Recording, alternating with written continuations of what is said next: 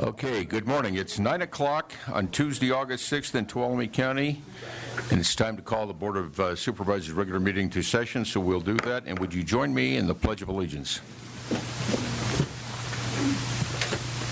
I pledge allegiance to the flag of the United States of America and to the republic for which it stands, one nation under God, indivisible, with liberty and justice for all.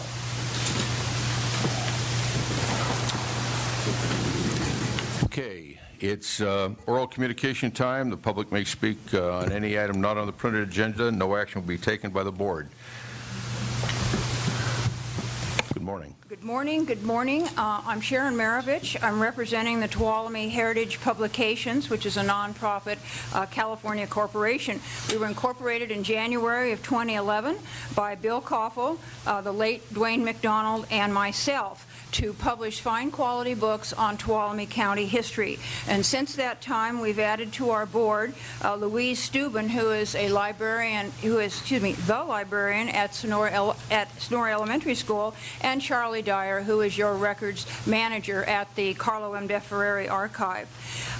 Earlier this morning, I placed a copy of our newest and first publication in front of each of you, and it is and Mr. Pedro. The book is entitled The De Ferrari Family, Memories of Times Past, and it's by Tuolumne County's official historian, Carlo M. De Ferrari. This is our first endeavor, and we're very proud of it. This remarkable book is a combination of autobiography, historical account of Groveland, Big Oak Flat, and Moccasin, the people who lived there, and how they lived.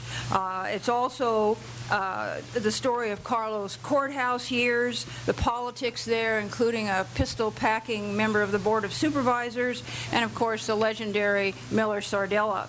If you look closely in those pages, you'll see pictures of Supervisor Gray's ancestors.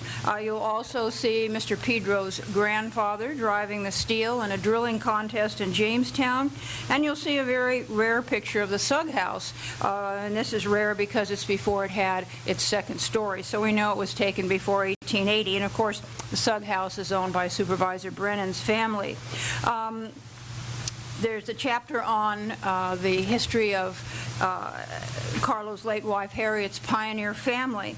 There's 415 pages, almost 400 pictures. Many are rare, and most have never been published before. It's a hardback book. It has a full-color dust jacket. It's a quality publication. Carlo began this book as a family history for his many relatives, but it blossomed into something larger. It was a full of more local history during the 5 years that it took him to write it, in his usual detail, humor, astute observations, and easy-to-read style. Approximately another 2 years were involved in selecting photographs, getting his manuscript into computer form, editing, proofing, and indexing, and finally getting the book printed and delivered. For information, it took 10 days to get it here from where it was printed in Visalia. It was a very long 10 days because we were very excited about the book. Horse train? Pardon me? Came by horse? Well, it's either stagecoach or pack mule. I haven't figured out which.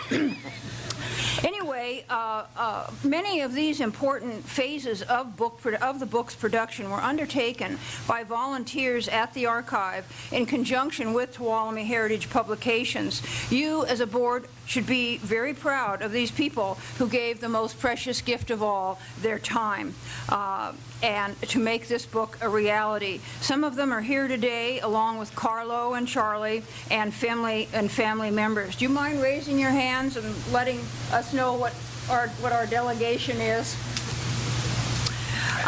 This book is now available for purchase.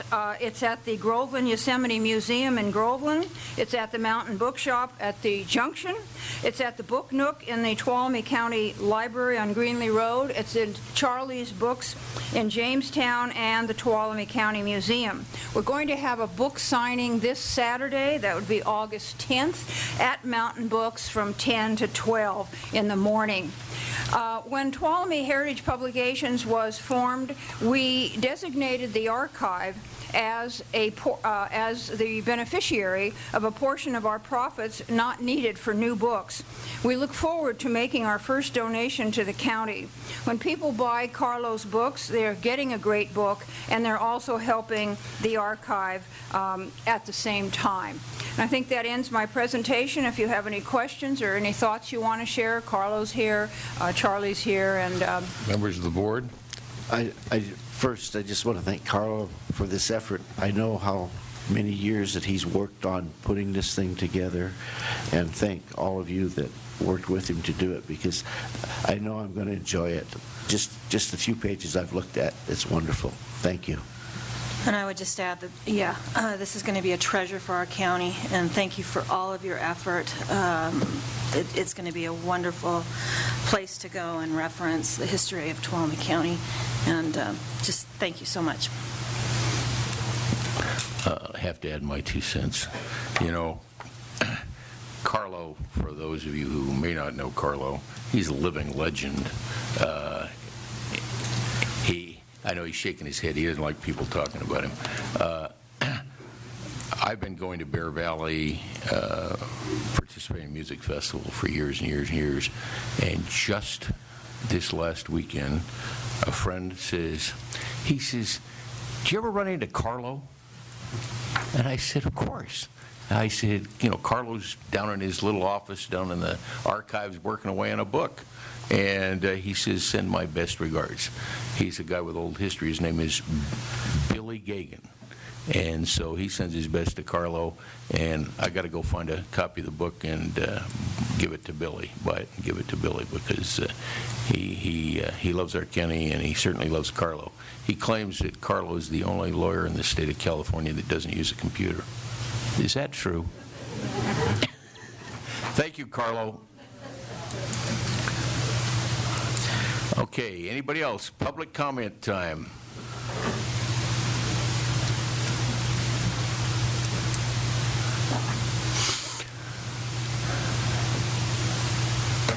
Chairman and board, thank you. My name is Ross Branch, and I'm a field representative for Congressman Tom McClintock.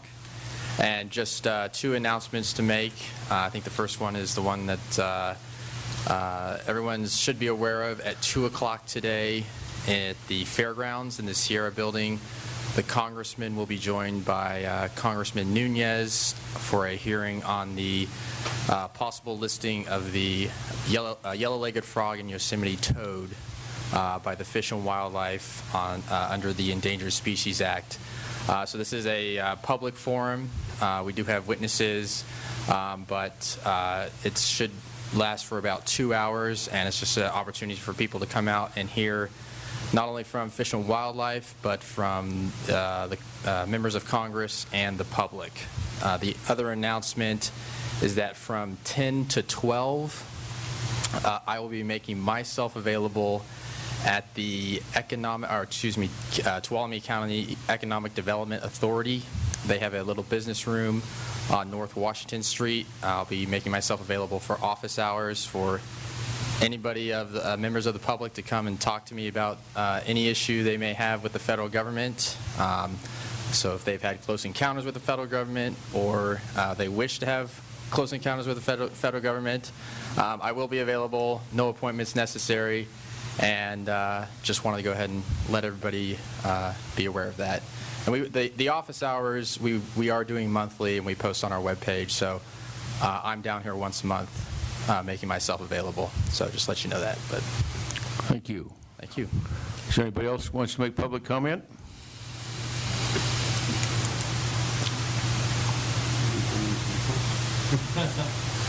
I recognize that guy.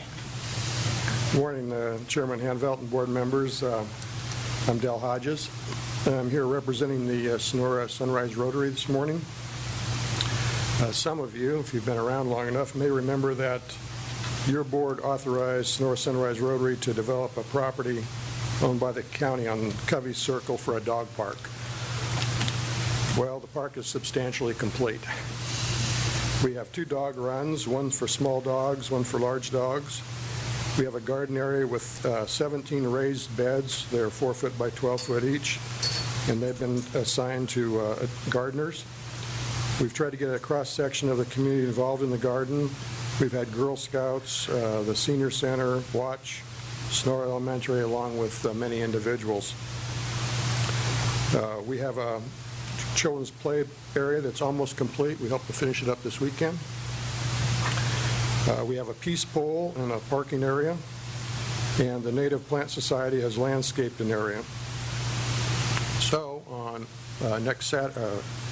week from Saturday, August 17th, we're going to hold a grand opening. It will be from 9 a.m. to noon. There'll be a dog walk at 9, ribbon cutting at 10:30. FOAC will be there with a booth. We'll have a vet trimming dogs' nails. We hope to have the dancing dogs. I'm not sure what that is, but there will be prizes for best dog owner lookalike and the best dog costume.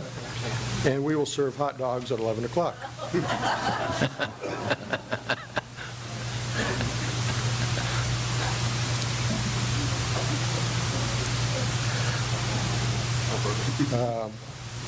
So you're all invited. We hope you can make it. The park is located at 12865 Covey Circle. That's just around the corner from the Imaging Center, and parking will be available at the Imaging Center. So hope you can all make it.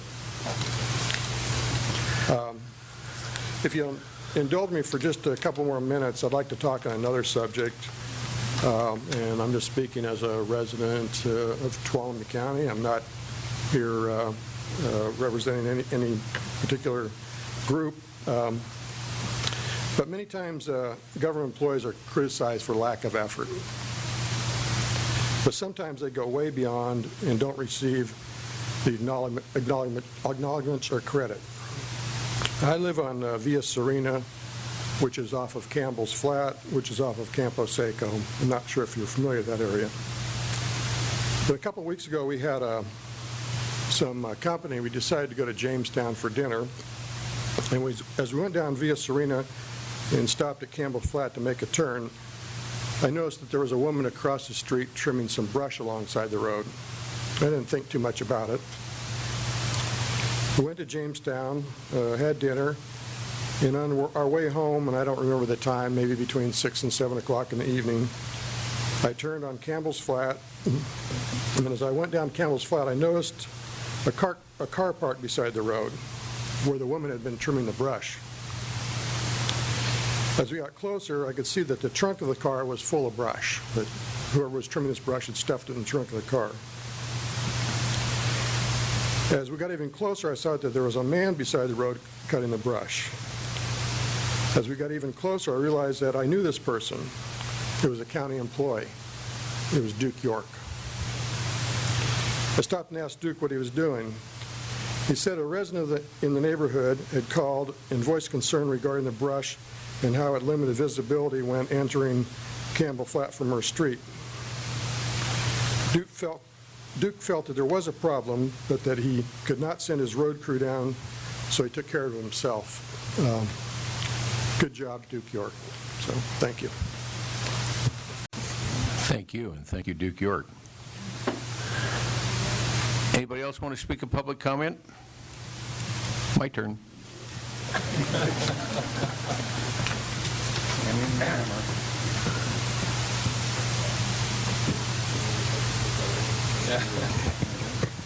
Good morning. My name is Randy Hanville. I'm a citizen of Tuolumne County.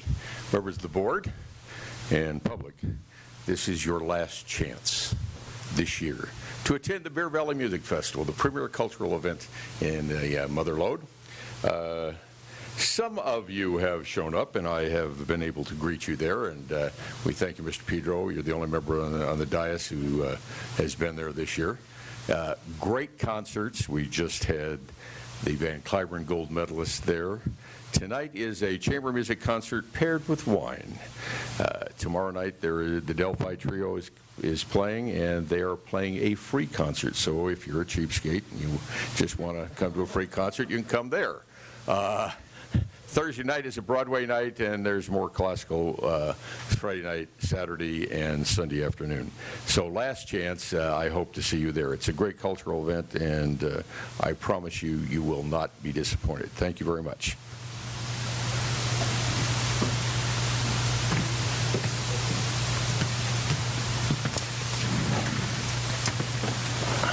Okay, last call for public comment. Okay, before we go to the consent calendar, two items, housekeeping items of sorts. Item 14 has been pulled from the agenda. The other one is, I think most of you are probably aware we have a fire in the county.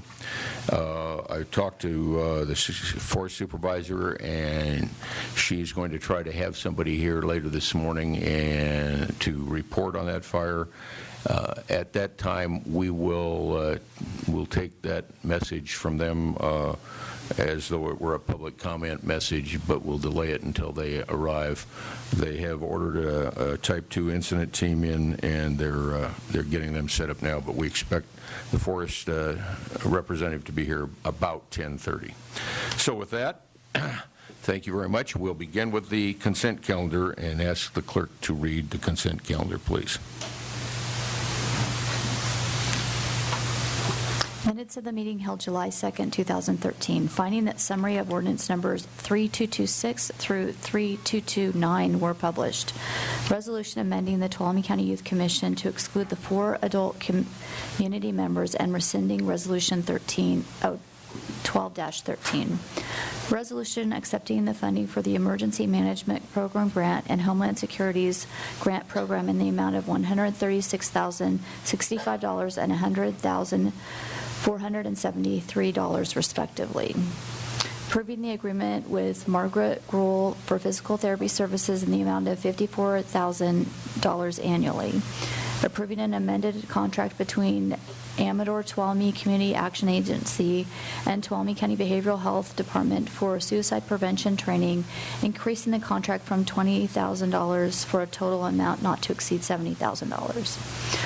Approving the revised senior account class specifications, and as the Air Pollution Control District, setting a public hearing to review and receive comments on the Air Pollution Control District fiscal year 2013-14 budget for September 17th, 2013 at 1:30 p.m. Okay, any member of the board want to pull any item? Well, I'd like to pull items 6 and 7. Okay.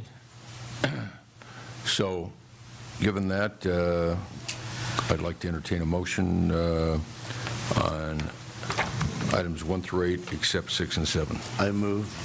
Second. Okay. Any public comment on any of the items on the consent calendar?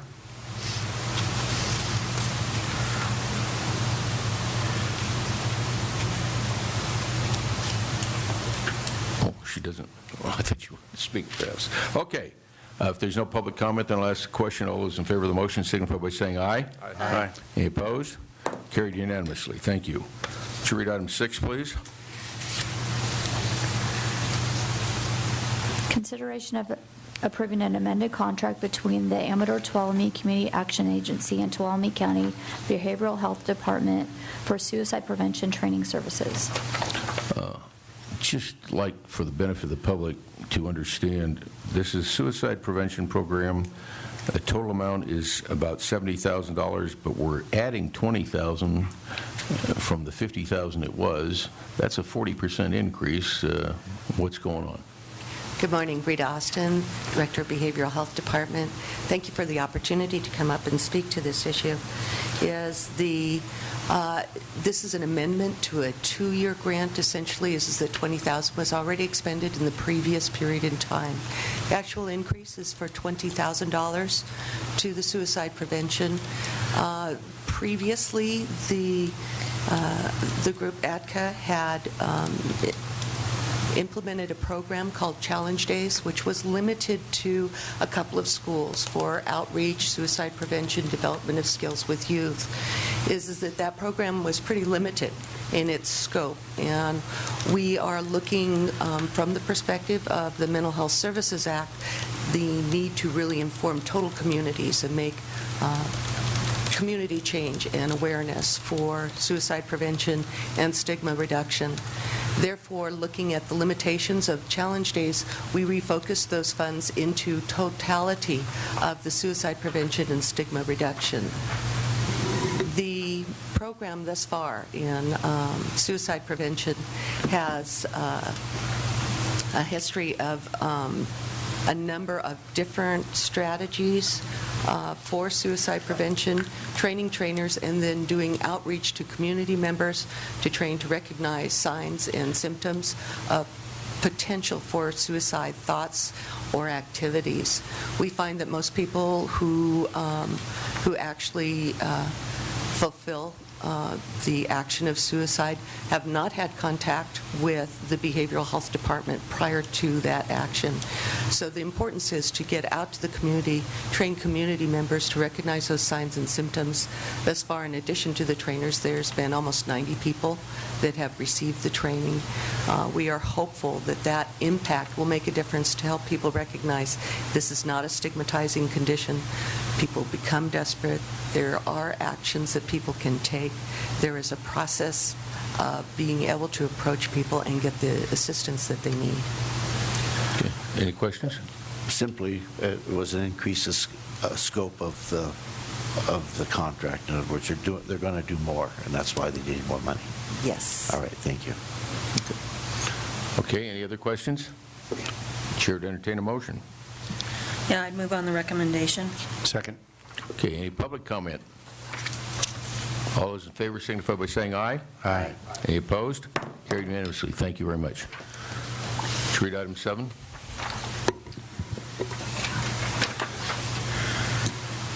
Consideration of approving the revised senior account class specifications. Okay, I did talk to Miss Batista. I got to keep thinking that. I keep thinking of you as Debbie Russell, but you're not.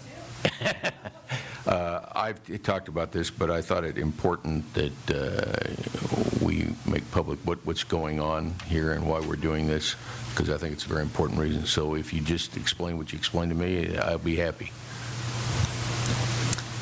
My name, now you're going to make me do it. My name is Debbie Batista. I'm the county clerk and auditor controller. I had somebody in my office retire at the end of June, and I want to replace that person. The position is a senior accountant, even though that keeps saying accountant, is an accountant, and the job specs had been changed last September, I believe, and the requirement for having a degree was dropped. I feel very strongly that somebody who is a senior accountant in the auditor's office should have a degree. And so therefore, I want the job specs to have that. And so it's been amended so that somebody in the auditor's office who is a senior accountant will have a degree.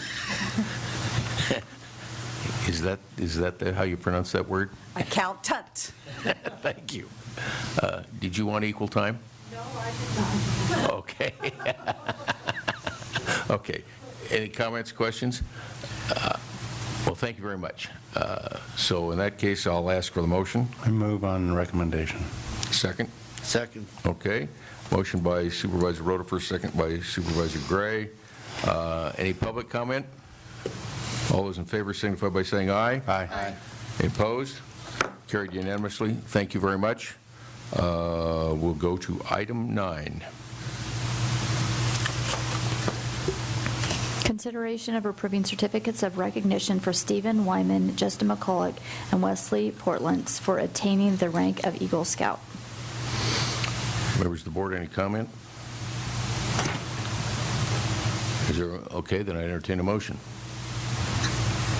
I move to approve the certificates of recognition to Stephen Wyman, Justin McCulloch, and Wesley Portlands for attaining the very significant rank of Eagle Scout.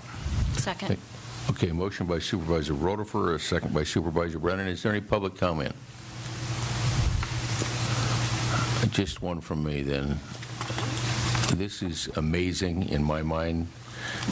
We have 3 young men in our county who achieved the very high rank of Eagle Scout. That is a huge achievement, and so it's a privilege in my view to recognize these young men for their achievement and to encourage them. Eagle Scouts typically become leaders in our community, and so we look forward to these young men and their future. So. Thank you. With that, I'm going to say all those in favor signify by saying aye. Aye. Any opposed? Carried unanimously. Thank you very much. We have these certificates, and we were going to make sure they're presented appropriately at the Court of Honor. I might add, just for your information publicly, that the Congressman is issuing congressional certificates to these young men. Our state senator and assembly member are also issuing certificates, so it's recognized broadly, this achievement, so thank you very much. Can we go to item 10, please? Presentation of the County Service Award to an employee from the Human Services Agency. Good morning, Chairman Hanvelt and members of the board. Ann Connolly, Human Services Agency Director, and it is my distinct pleasure to be here today to honor Lori Moore from the Department of Social Services for 20 years working with us. I'll just give you a brief background on Lori. She actually started in August 1993 as an eligibility worker and worked her way up through the ranks to an eligibility worker 3. But then in 1998, she decided she wanted a career change, and so she became a senior office assistant and has become what I've often referred to as the guru of our med system. This is a system that has all of our Medi-Cal clients listed, all of their aid codes, and we get thousands upon thousands of alerts every year about changes that need to be made, and Lori manages those. She is one of those people where if she's not there, we don't know what to do. Not quite. She knows all of the nuances of this system, and I can't tell you how critical it is as we have to work with people to change their eligibility in the Medi-Cal system.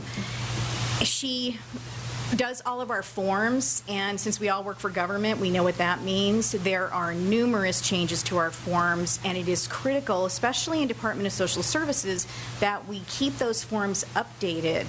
And they change, all of the time because of the changes in the programs and the new programs that we have. Lori is someone, when I think about her, she is someone who is always calm. When people, when she backs up in the DSS lobby and people come to the window, she is seen as someone who knows her subject and is there to serve the customer. And that's what I so appreciate about her. She never gets ruffled, and she always displays such a positive attitude, and that is something that her coworkers see and try to emulate.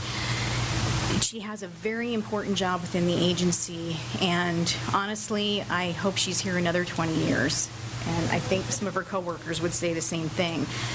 But even with all of that, she finds time to be a mother and grandmother, and has such a wonderful life, I think. And we so appreciate her. I think that's right now all I have to say, because I could go on for probably 10 minutes about all the contributions Lori's made to our agency. But to stay in the job she's done for this length of time and to have the background knowledge that she has is something that is invaluable. So I would ask the board to join me in thanking and congratulating Lori Moore for 20 years of county service.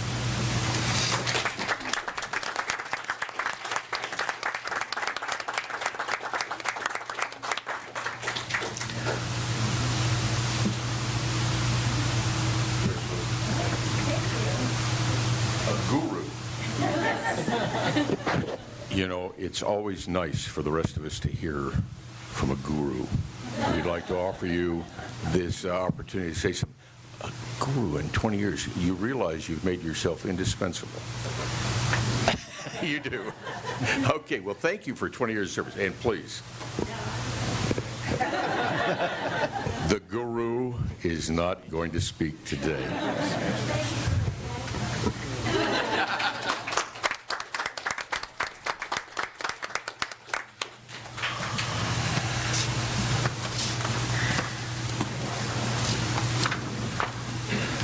Okay. Item 11, please.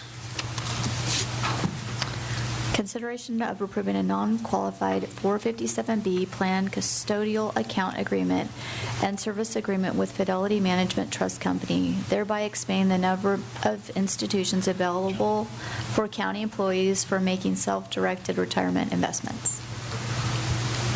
Yeah, Mr. Chairman, members of the board, just to set this up, like many public and private employers, the County of Tuolumne does offer its employees a means of making tax-deferred investments, much like other folks, both in public and private life outside of the county. People are most familiar with things like 401ks and those kinds of investments. We use a vehicle called 457B plans and have done that for many years. Our role is to have agreements with institutions that make those investments available to our employees.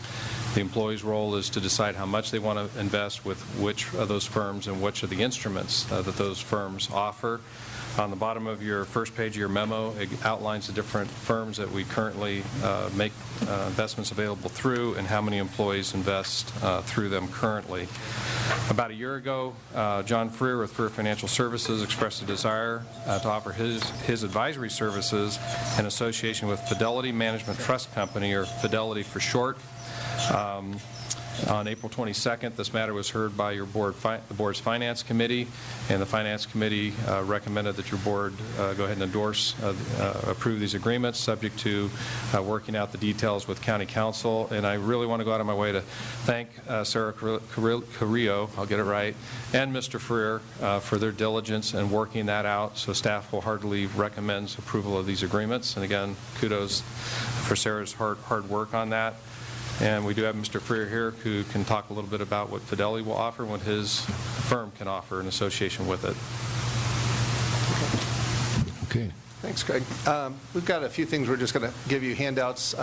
One is a set of what you'll see up here just for the record, and the other is just mutual funds available. For interrupting, but yep. I need you to state your name for the record. Yes. Good morning. I'm John Freer, Certified Financial Planner, Charter Retirement Planning Specialist with Freer Financial Services.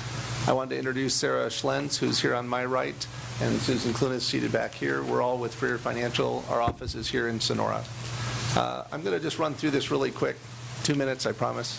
I don't want to overwhelm you with this stuff. Who we are. Freer Financial has been around since 2007. I've been here for 20 years as a financial advisor. We just set up our own company about 6 years ago.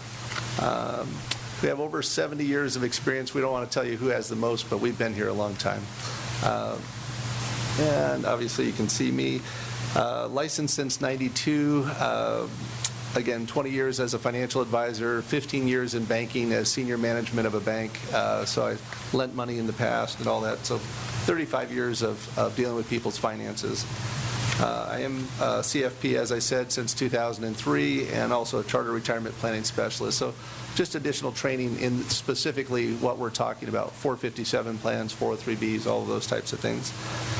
Sarah has been with me a couple of years. She has her degree in finance from San Diego. Grew up in Tuolumne County. She worked for a CPA firm as well as with us. She has an excellent background, and she'll be very key in what we do for the county. So I just want you to know the face that most of everybody will be talking to, Sarah and I mostly. Third party in this is Susan Clunas. She has her MBA. She's also got over 30 years. We hate to say that, but yes, she's over 31 years experience in the industry. Previously with Charles Schwab as a compliance officer, so she keeps me playing by the rules and all those things. I think it's important to know we have that kind of expertise in our office. And what we're going to do for Tuolumne County, we've put together a plan that will utilize Fidelity as the investment product, but really what we're bringing to the county as advice. About a little over 2 years ago, I was approached by a county employee to look at what they were doing in their deferred comp plan and give them recommendations, and we did that, and we've been doing that for 2 years as a courtesy. But it really came down to the person that took the money has not advised them, and that became an issue. We talk to our clients, at least sit down annually, have a face-to-face with everybody. We'll be in touch with them a lot more. The service that they're going to get is the personal aspect, that we will be there to talk to them on a regular basis. Kind of the unique part about this is how we're going to do this. We'll be able to email people in one day, we'd be able to email, there's 193 people, I think, currently participate in the 457 plan. We could actually contact everybody in one day, which I'm sure is not happening currently with the way things are set up. So that's the unique aspect. It'll be tied to risk tolerance. We'll do personality things, time to retirement, so that we have a sense of how long before you're going to actually use this money. And then investment experience. Some people have never done those types of things, so making sure what they're doing is appropriate for them. Create asset allocations, again, contact via emails on a regular basis, at least sit down once a year so that we're making sure we're up to speed with them. But they will hear from us much more regularly than that. Fidelity funds. Most people are familiar with them. They're the largest investment firm in the country. We're going to utilize their product, which is 187 mutual funds that the county employees would have access to. We're going to tell you which funds to use, though. You don't have to pick. And we will tell you when you should change from fund to fund and those types of things. So that's what we're bringing to the table. Obviously, there's low cost. Fidelity has their index funds, which are extremely inexpensive. Then they have their managed funds that are very competitive. And then they have their target funds, which a target fund is made up of all the other funds put together and has a certain date in the front. We probably won't use those that much. I just tell you that in advance, but it is something that's available if somebody wanted to do that. Your current options right now, CalPERS, Hartford, MetLife, Nationwide. CalPERS is probably the only one that would be price competitive with us. The other three, the annuities tend to be more expensive. Most of those are 2 to 4% per year operating cost. We're going to be really close to 1. So understand, if you say in 10 years, you would have 20 to 30% more money if you bought the exact same investments with us as with them, because our costs are that much less. So the key is cost, and the other aspect is service, which we hope to differentiate ourselves by.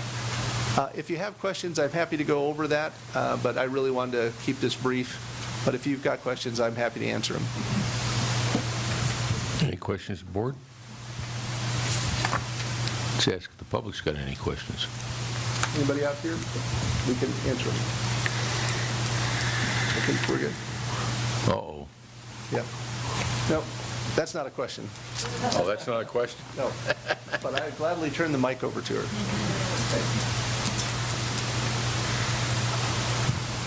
Wow. I'm here again. I'm Debbie Batista, and right now I'm going to be two people. I'm going to be Debbie Batista, the county auditor, and I'm going to be Debbie Batista, county employee. I just want to encourage you to put this group on for county employees. They're going to provide a great service. I believe I'm their first person to transfer over, so that tells you how much I have faith in them. This will just be a local firm that will be able to work with our employees a lot more often than the once a year, or maybe not even that the other firms come in, because they cover statewide and they cover bigger groups, and our 100+ employees probably don't come up to some of the different, like Sacramento County or other counties that are bigger that deal with Hartford and PERS. So I'm just encourage you with both hats to add them to the people that we can use for us individually, county employees, to use our money to invest for our retirement. Thank you. Okay. Anything else you want to add? Okay. Questions from the board? I'll make a motion. All right, please. I would move that the board approve the attached non-qualified 457B plan custodial account agreement and services agreement with the Fidelity Management Trust Company. Second. Okay, motion by Supervisor Royce, second by Supervisor Rotifer. Any final questions, comments? Public, last chance. All those in favor signify by saying aye. Aye. Any opposed? Carried unanimously. Thank you very much.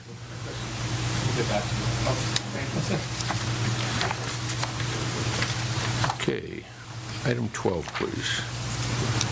Consideration of approving a second amendment to the contract for sales of real property known as the Jamestown Mine with Yosemite Gardens Park, Inc., to extend the escrow closing date by 1 month. Pedro. Mr. Chair, members of the board, as you well know, it was back in April of 2011, your board first approved a contract of sale to sell its portion of the property commonly known as Jamestown Mine. And that was to a group called Yosemite Gardens Park, its president being Vincent Estelle. We did amend that contract on May 7 of 2013, removing a number of entitlement-related conditions and extending the escrow closing date from June 30 of this year to June 31st. I got a call recently from Mr. Estelle, who I don't see in the audience. That's unfortunate. But he had asked this board to consider a one-month extension. He cited an illness with his financial partner, something that was beyond his control and was not foreseen. I just asked him to simply put that in writing, and that's included. His letter is in your packet, and then work quickly with council to put together an extension for your consideration. And again, the key elements of this agreement with Yosemite Gardens Park is the county would receive $379,000 in cash from them. The county would avoid paying future water monitoring costs, totaling a little over $1.4 million over the next 13 years. And then, very importantly, as Yosemite Gardens Park would then be free to pursue the development of that property, hopefully bringing jobs and good things to our local economy. So what options does your board have in this matter? If your board takes no action, basically the agreement expires. And per prior direction, staff would proceed in issuing a new request for proposals to see if there's anyone else out there that would be of interest. Of course, nothing would preclude Yosemite Gardens Park from putting in a new proposal if that were the case, or your board could approve this second amendment, giving the 1 month extension.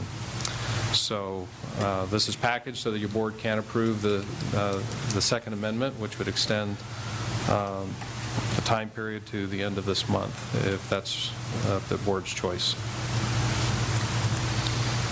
Questions? Comments from the board? Any public comment? Okay, board, what's your wish?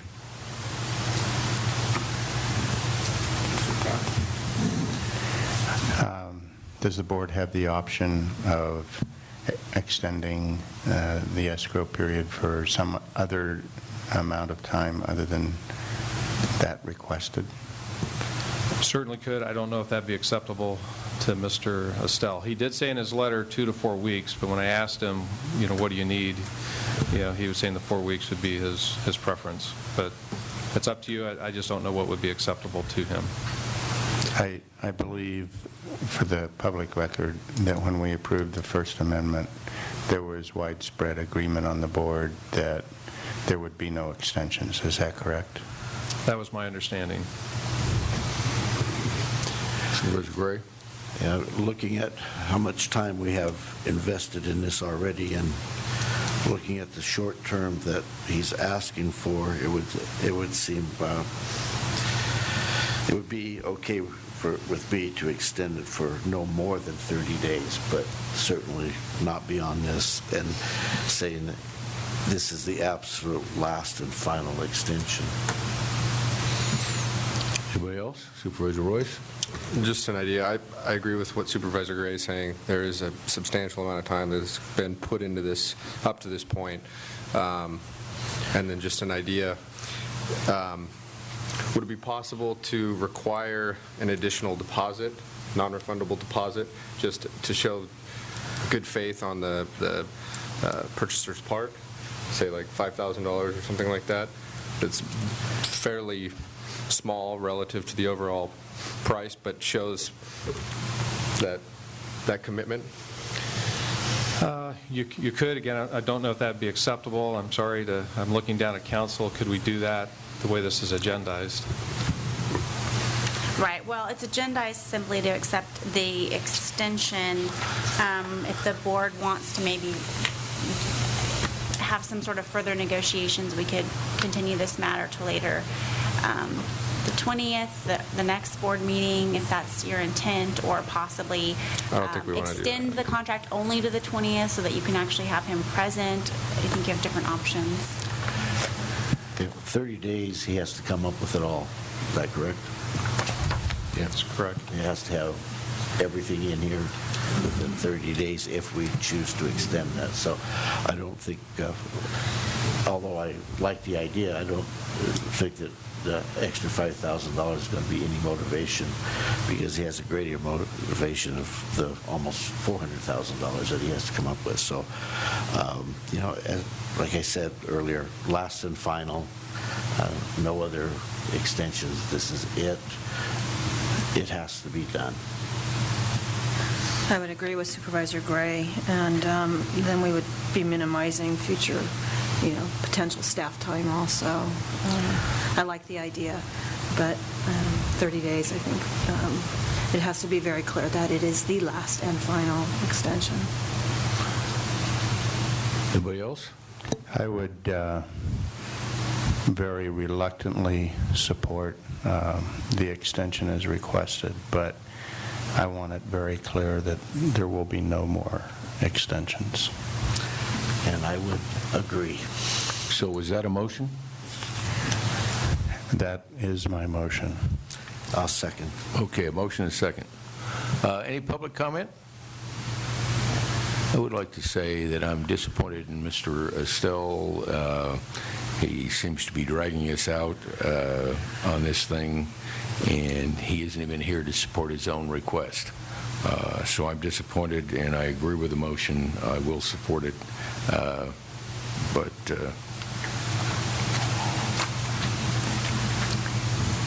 he's just not performed well in this effort, and so it's a big disappointment. Okay, last final comments. All those in favor signify by saying aye. Aye. Any opposed? Carried unanimously. Item 13, please. Consideration of approving correspondence to Assembly Committee on Utility and Commerce urging them to reconsider the passing of Senate Bill 740. Mr. Richardson. Good morning. Daniel Richardson, Deputy County Administrator. Before you, we have an item, 3 letters that are here for your approval. Broadband availability and its usage are critical to economic development, as well as for citizens to thrive in this 21st century. Access to broadband is one of the gaps between those in urban and rural regions. Unfortunately, many maps that are before the California Public Utilities Commission that show who has broadband, they're fraught with errors, and this has been a bone of contention. And what it does is it indicates that there's a greater broadband footprint here in the rural areas than really exists. Senate Bill 740, sponsored by Senator Alex Padilla, seeks to correct some of these broadband errors and maps and to support broadband infrastructure in the most remote parts of California, Tuolumne County being one of those. So as I said before you today, we have 3 letters of support for this bill as prepared by Darrell Slocum. He's the Central Sierra Connect Broadband Outreach Coordinator. And we do recommend that these letters be approved, and Mr. Slocum is here to provide more information on this item. Okay.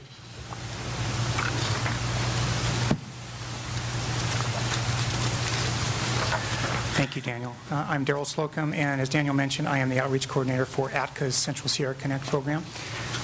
Mr. Chairman, members of the board.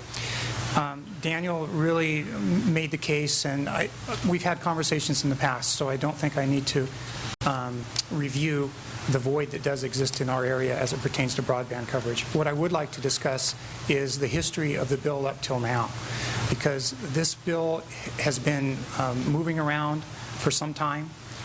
What Senator Padilla is actually asking to do is to have it reconsidered, which means there will no longer be any public comment, etc. What's going to happen is that it's an attempt to get those who voted against the bill to reevaluate their decision. And their decision, we feel, was based on erroneous material and inaccurate information. Again, as Daniel made reference to, there are a lot of mapping inaccuracies. Central Sierra Connect, in our particular area, have made efforts to improve the mapping errors. However,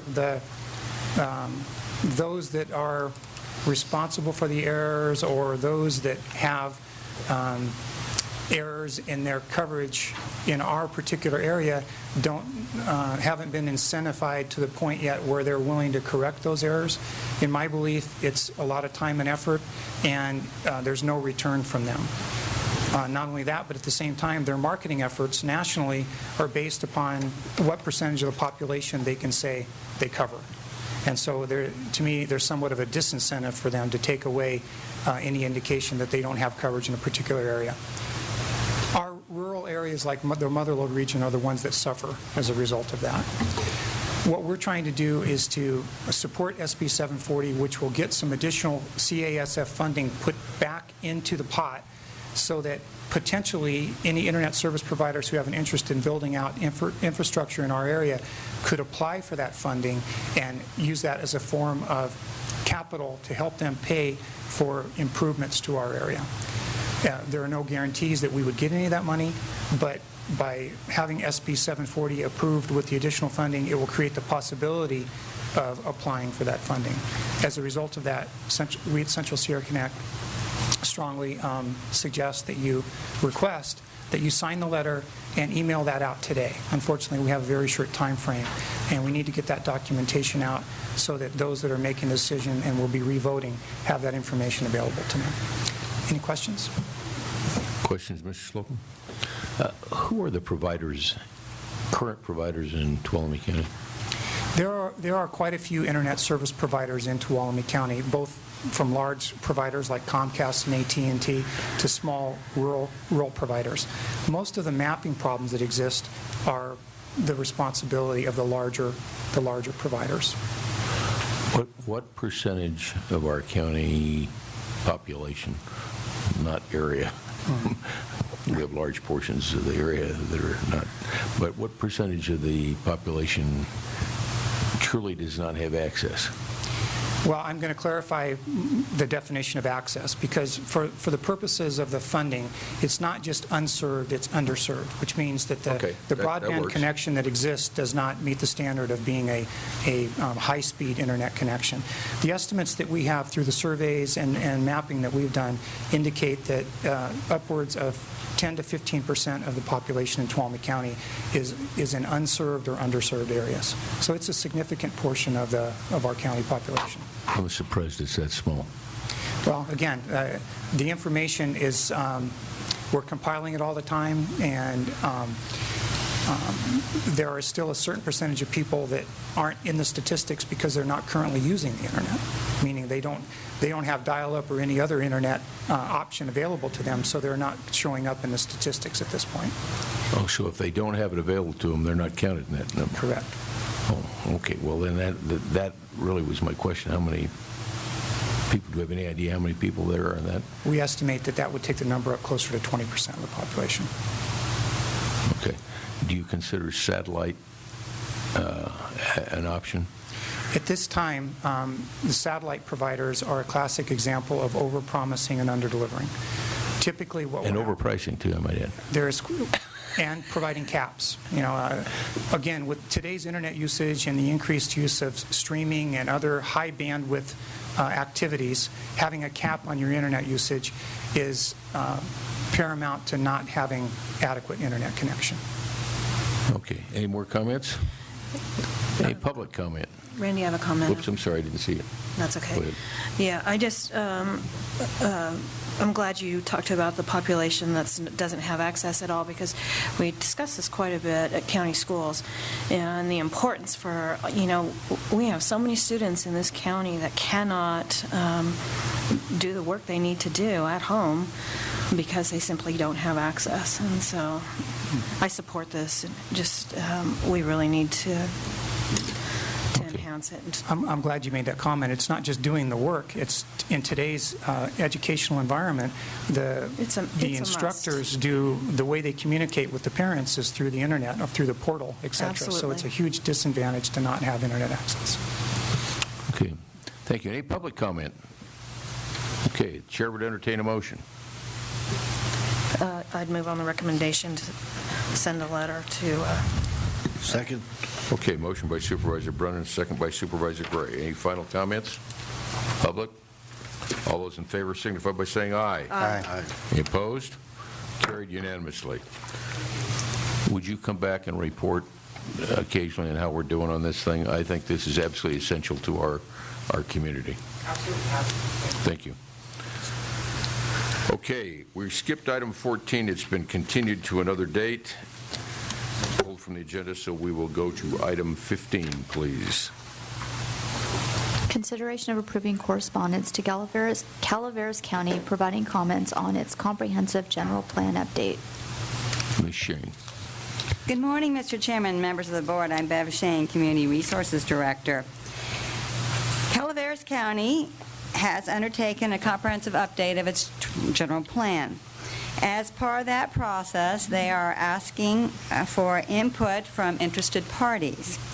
We have prepared a letter for your consideration this morning to send to Calaveras County with some comments on their update of their general plan. The comments that we have provided are nothing new. Your board over the years has submitted comments on various projects in Calaveras County as well as policy documents such as at Lake Tulloch. And to be consistent with your previous comments, we've compiled the comments for this letter. One of the issues that we have seen over the years is the concentration of development in the Copperopolis area in Calaveras County. That development does have a potential impact on our road, Burns Ferry Road, and the intersection of Burns Ferry Road and Highway 120 in the western part of the county, where we have seen numerous accidents. There's also potential impacts to the existing bridge over the old Burns Ferry Bridge. Now, Calaveras County is proposing to replace that bridge. That bridge is under their jurisdiction. The Parrots Ferry Road Bridge is under our jurisdiction to maintain. That's an agreement that was reached a number of years ago. I don't know who got the better deal on that arrangement. But anyway, Calaveras County has undertaken to replace the bridge. As you know, our side of the bridge is very steep. And we had several meetings with Calaveras County over the years, and one of the big concerns is that the approaches to that bridge, when it's realigned, would extend well beyond what the federal government will typically fund.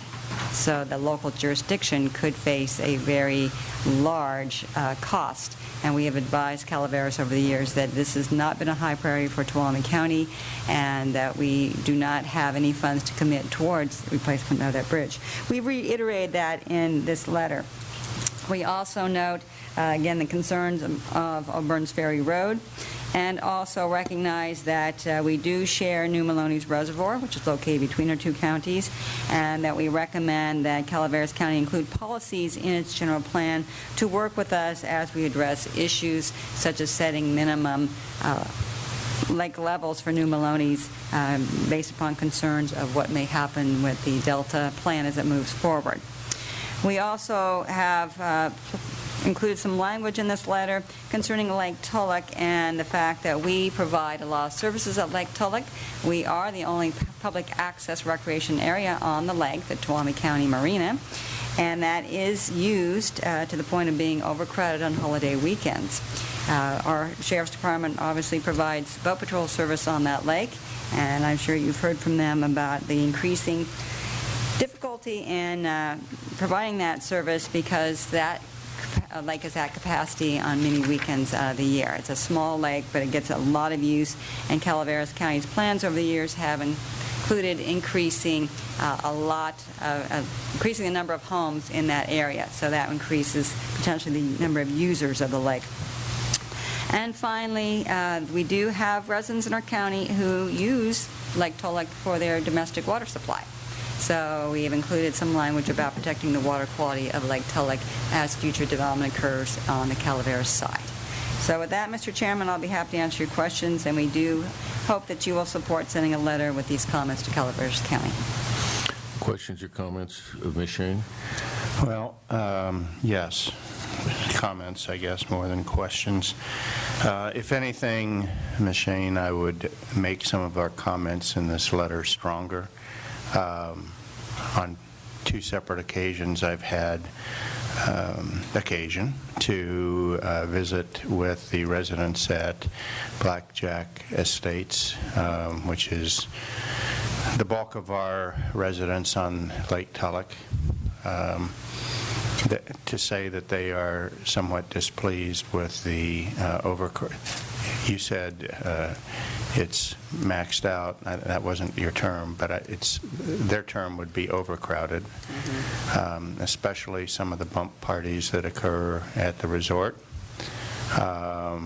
It has become a significant public safety issue on Lake Tulloch, both a boating safety issue, but also there has been some allegations of property losses in Blackjack Estates, to the extent that I went out with a sheriff's lieutenant and a sergeant to talk about what could be done out there to secure their property better.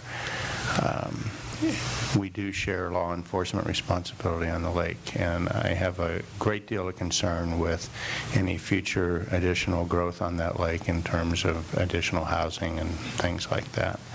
So I think we should be very, very concerned with where they're headed in that Copperopolis area. I'm not so concerned with the Copperopolis development up by Highway 4 as much as I am around the lake itself. And then I think you've adequately addressed the issues on Malonis, but I just want to be public that I've not been satisfied with the level of cooperation with the Calaveras County in the past, and I want to make sure that we adequately express that. I don't have any recommendations to strengthen the letter, but thank you. Anybody else? Ms. Shane, what is their preferred plan for replacement of that bridge? Well, they still are looking for some alternatives. We've seen, again, several alternatives that they have presented to Caltrans, and I believe the preferred alternative would be to go to the west, what I would call the west of the current bridge, so it actually being coming across a longer bridge rather than a shorter one. But that's still just one of several alternatives that they're looking at. Would it be higher?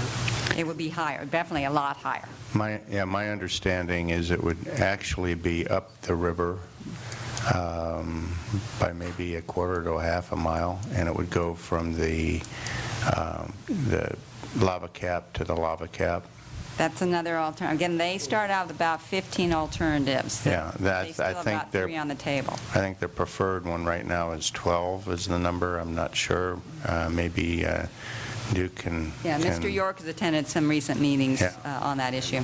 And if they go that route, it would involve, and again, Duke, why don't you come up and explain it, but my understanding is it would involve a significant rerouting of our side of the approach to that bridge, which would be an even greater expense for the county. That's right. Go ahead, Duke. Duke York, Deputy Director for Community Resources Agency. Yes, the alternative number 12, as you pointed out, is upstream. It is significantly higher. And what it does is it gets rid of those 2 curves that go down to the existing bridge, and it involves quite a bit of additional work. When you apply for a bridge project, you only get about 300 feet or 400 feet at most that can be covered under that program. So the approach to the bridge on the Tuolumne County side involves quite a bit of expense that isn't covered under the bridge program that would involve additional monies. When we've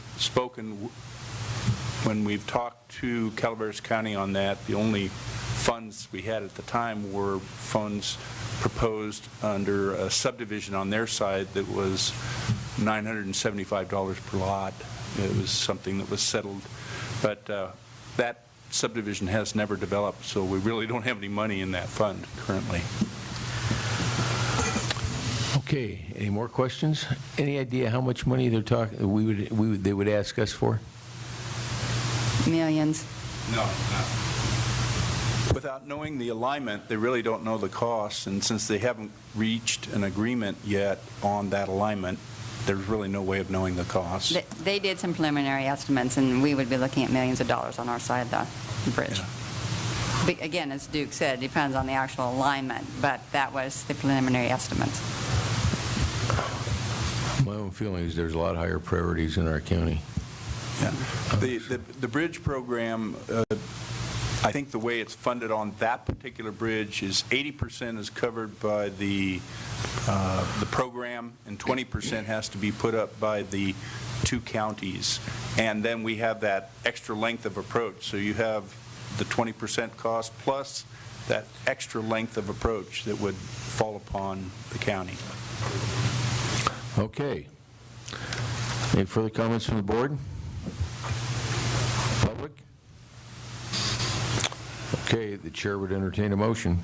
Mr. Chairman, I move that we approve the letter as it was written by the staff for the chairman to sign and send to Calaveras County. Second. Okay, motion by Supervisor Rutherford, second by Supervisor Royce. Any final comments? Public? All those in favor signify by saying aye. Aye. Any opposed? Carried unanimously. Thank you very much. Item 16. Consideration of providing direction regarding acquisition of the Hetch Hetchy Railroad right-of-way near Big Oak Flat and Groveland.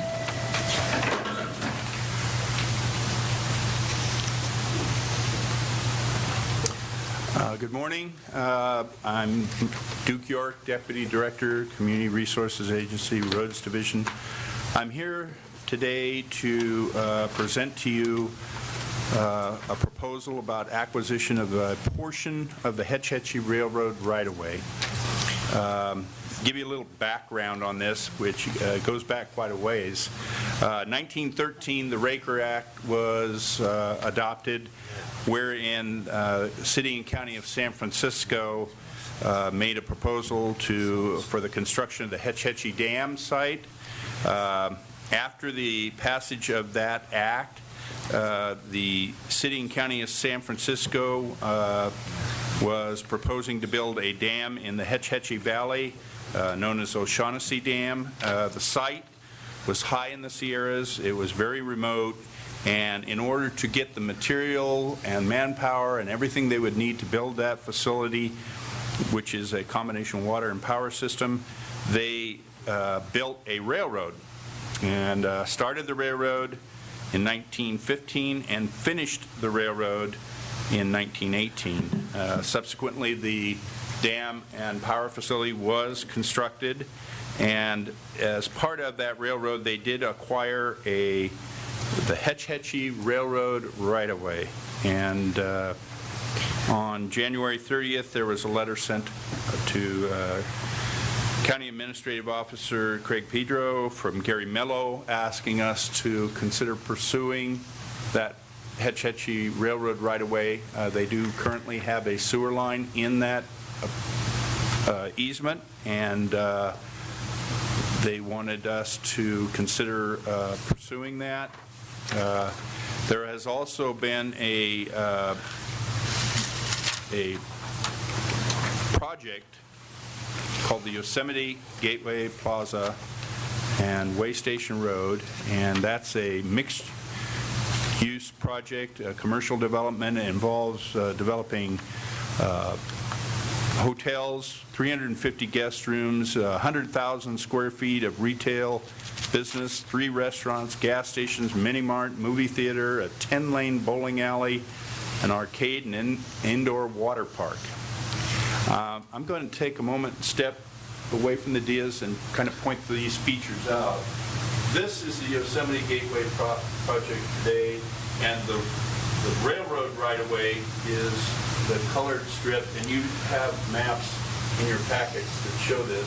But this is the existing railroad right-of-way, and there is a sewer line that comes from the GCSD sewer treatment plant right here. There's a sewer line that runs in that, and there's also a force main that comes from the Big Oak Flat area and dumps into that same sewer main in that railroad right-of-way. A traffic study was done in conjunction with the Yosemite Gateway Plaza project, and projected that there would be significant traffic impacts. If you look at all those projects, the traffic on State Route 120 through Groveland would jump from 7,000 trips per day to 23,000 trips per day. So a rather significant increase. To give you an example, we got about 18,000 on the main street of Sonora, right through here on Highway 49. So that's a rather significant jump, and it identified an impact on traffic in downtown Groveland. So one of the ways to alleviate that traffic was to build a parallel route around the main part of Groveland, and the potential route was identified as coming off here near Merrill Road and building a parallel road and combination pedestrian bicycle easement along that portion of the railroad grade. It would pass through the Crook property, and it would also pass through property currently owned by Groveland Community Services District. And that would alleviate much of the problems that would occur if this development were to develop in downtown Groveland. Before you today is a proposal to consider approaching the City and County of San Francisco for the potential acquisition of that easement. And it's this portion from here to here, with this being Way Station Road right here, and the portion to provide for both pedestrian bicycle trail and also to provide for parallel road improvements. The Board of Supervisors Transportation Committee on July 15th considered this potential acquisition. That committee recommended on a 2-0 vote that your board direct staff to pursue the acquisition of the portion of the Hetch Hetchy Railroad right-of-way from Way Station Road in Big Oak Flat to Ferretti Road, so that we can obtain it for a potential road, and it's a combination trail and bicycle trail and pedestrian trail, and also for a public utility easement. In the packet that you have before you, you'll find the original letter from Groveland Community Services District. You'll find a reduced copy of this map showing where the easement is. I've also included a depiction of where that easement would go through the Crook property, and they have also written a letter in support of this proposal and have spoken to me directly about their desire to have this road. So we've got interest on that party, and I did a typical section there that shows the relationship of the road and the trail. We're not going to be doing the trail at the same grade as the road. We're going to have it separated. It'd be on the Groveland side, and that's a copy of the excerpt from the minutes of the Board of Supervisors Transportation Committee. Mr. Chairman, I'd just like to make a few comments. I certainly support this. This is a good opportunity for us to fix a problem that exists today as far as traffic. If you would have been in Groveland this weekend, you would have noticed the amount of time it takes to get through town, and most of that being tourist traffic. And if you get caught up into it and you live out at Pine Mountain Lake, you are looking at about 10 minutes to go 7/10 of a mile at a couple times during the weekend. So even without the Gateway Plaza... Do you think about walking? Pardon? I would have been faster to get out of my car and walk. Even without the project, there is a need, and I did receive an email from John Sterling, the acting general manager for the Community Service District, who wanted to be here today, still asserting that their desire to have a right-of-way there. This solves a lot of problems for the long term, and now whether we can get it, it's another thing. But there is history behind the Hetch Hetchy giving up right-of-ways. There was a section of the right-of-way that went through Pine Mountain Lake that was transferred to the developer in 69 or 70. So they do have a history of doing this, but it really gives us an opportunity to have someone else pay for the environmental review of this project. Is that correct, Ms. Shane? That's correct. And be able to move forward with something that would really solve some long-term problems. Yeah, Supervisor Royce. Sure. I'd just like to briefly state my support for this project and say that I would agree that it's a good opportunity to pursue an area that's good for utilities, potential growth, and cause traffic problems, and also leverage some private investment at the same time. So, anybody else? Quick question before we go any further. I see these recommended uses of these things, but in approving this approach to move forward, are we preordaining that these will be the uses ultimately for these sections of the right-of-way? Well, the development project already identified the need for these improvements, and that's what they're currently doing the study on. Are we preordaining that these are the only uses that will be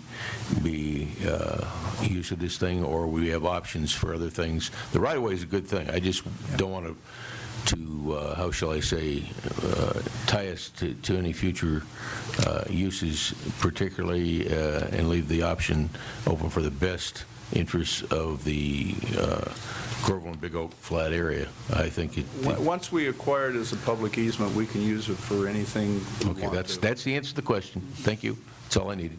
Okay. Is there any public comment? Not, we'll entertain a motion. Supervisor Gray, I think this is your area. Mr. Chairman, I would I'd like to move that we pursue the acquisition of the Hetch Hetchy right-of-way under the provisions A, B, C, and D. Second. Okay, motion by Supervisor Gray, second by Supervisor Royce. Any final comments, questions? Public? All those in favor signify by saying aye. Aye. Aye. Any opposed? Carried unanimously. Thank you very much. And thanks for all your help. Item 17, please. Consideration of approving an agreement between Tuolumne County Department of Social Services and Mother-in-Law Job Training for job preparation services for CalWorks recipients. Good morning again, Chairman Hanvelt and members of the board. Ann Connolly, Human Services Agency Director. What you have before you this morning is a proposed contract between the Tuolumne County Department of Social Services and Mother-in-Law Job Training for job preparation services to be provided to CalWorks recipients in the amount of $100,000 per fiscal year, not to exceed a total of 3 years. Many of you are aware that CalWorks is a safety net program primarily for children that focuses on basic needs of a family, including food, clothing, and shelter. Currently, we have over 1,000 children in the CalWorks program and over 430 adults participating. An important component of the CalWorks program is the Welfare to Work program. And the focus of Welfare to Work is to provide training, education, and job preparation activities for CalWorks recipients in an effort to make them self-sufficient and eventually no longer have the need for cash aid. So beyond the work that county staff provides to CalWorks recipients, we partner with community agencies and organizations to enhance our job preparation services and break down the barriers that prevent people from becoming employable. Under the terms of this agreement, the county would refer up to 50 clients per month to Mother-in-Law Job Training, and they would provide a variety of services, including individualized assessments, career counseling, coaching, resume development, and also 6 on-the-job training placements. This is an area, subsidized employment, that's becoming a preferred model where CalWorks recipients who otherwise might not be totally job ready are able to participate 30 hours a week for up to 6 months in an actual public or private sector employment setting to really learn what it means to be in a job environment and what skills are needed. We have actually modeled this within the county, and we have had some of our CalWorks recipients go on to become permanent employees with the county. And with policy changes at the state level, they have changed the timeframes for welfare to work services and also changed who can be exempted from welfare to work services. We are anticipating that our caseload over the next year and a half will grow, certainly around 50%. It could be higher. With that in mind, it is critical that we continue this partnership with other community-based organizations so that we really can provide a full array of services, knowing that some of these individuals will only be eligible for potentially up to 24 months. An important comment, we ran a statistical on our current CalWorks caseload, and close to a third of our recipients are actually working, but they don't earn sufficient funds to actually go completely off of cash aid. So this is another focus to figure out, is there something we can do as an agency and working with our partners to increase that level of employment or increase the proficiency that they need to be employable and eventually leave cash aid. So what I am asking the board to do and recommending is that you approve this contract between Tuolumne County Department of Social Services and Motherlode Job Training for $100,000 per fiscal year, allowing two one-year extensions as long as terms of the contract performance are met. And also Jeff Dickinson, the Executive Director from Motherlode Job Training, is here to answer any questions, as am I. Thank you. Any questions, Ms. Connell? Just a comment. I think this is a really good program. It does get people to work, and that's one of the, I don't want to say one of the few, but one of a real successful efforts on part of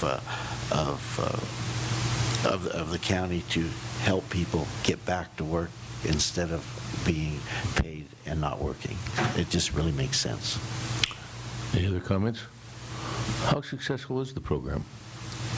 Welfare to work, well, as I said, over the past 5 years, I would venture to say that in most counties, we aren't seeing the success rate that we'd like to see because the job market has become very competitive. I can tell you, just as a department head, the level of education I am seeing for people applying for, what heretofore would have been, at a high school graduate level. I have many with BAs, some with master's levels applying for entry-level jobs. But again, our job is to, as I said, with almost a third who are in some form of employment, figuring out what can we do to enhance their employment, to go off cash aid. It's difficult. If one is making $8 an hour and working 20 hours a week and expected to pay for rent, utilities, child care, all of those sorts of things, it's going to be very difficult. So, but I think that the state, in its infinite wisdom, is also seeing the value, especially of the unsubsidized employment, because they are enhancing our allocation this year. That seems to be a very effective model and one that we are really looking to increase over the upcoming couple of years. To actually place people in a structured job environment, there is no better training because they learn the the mores of the workplace, what the expectations are, and they get immediate feedback if they're not meeting those expectations. So that's been widely, I would say very successful. The other thing is also to work with people who have a lack of formalized education. We have individuals without high school diplomas who really need that, or minimally a GED, in order to meet basic job requirements. So success is difficult to measure because I would measure it as everyone, there is no longer any cash aid, but that's unrealistic because people always have certain concerns or issues that are impacting their ability to function productively in society, as many people do who are not on cash aid. So that's why we partner with behavioral health to help people with substance abuse or mental health issues, and why we partner with ATCA at the Family Learning Center, and why we partner with the Center for Nonviolent Community for those who've been subjected to domestic violence. This is just one other tool in the toolbox. The document says we will refer up to 50 clients per month. That is correct. What's our track record on that? Well, it's only been 1 month, and actually, we referred 28 in July. Okay. And how long do they stay on that program? On Welfare to Work?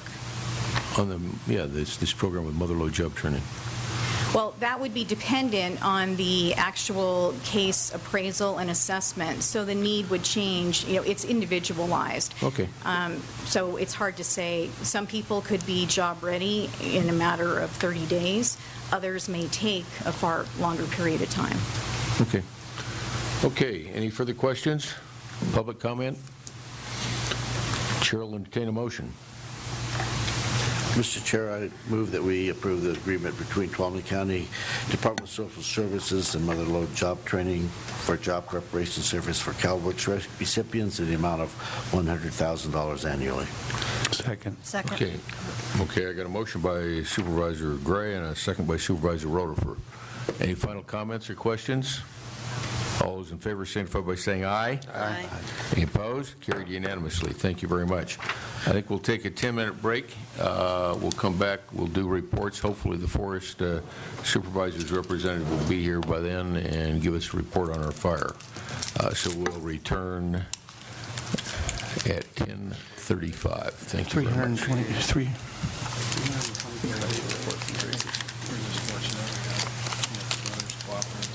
The Board of Supervisors meeting after our brief break, and we'll go to item 18, please. Reports. Okay, where should we start? Let's start. You want to start with you? You are so anxious. Yes, because it's going to be a real quick report. I took a little vacation, went to Niagara Falls and Cooperstown Baseball Hall of Fame. Very enjoyable, but I'm glad to be back in Tuolumne County, and that's my report. Did you go over the falls in the barrel? Yes, and I have a picture of it that I'll forward all of you to show you that I was in the barrel. Life in the barrel. Okay. Well, thank you. Supervisor Brennan. It's amazing what Photoshop can do, isn't it?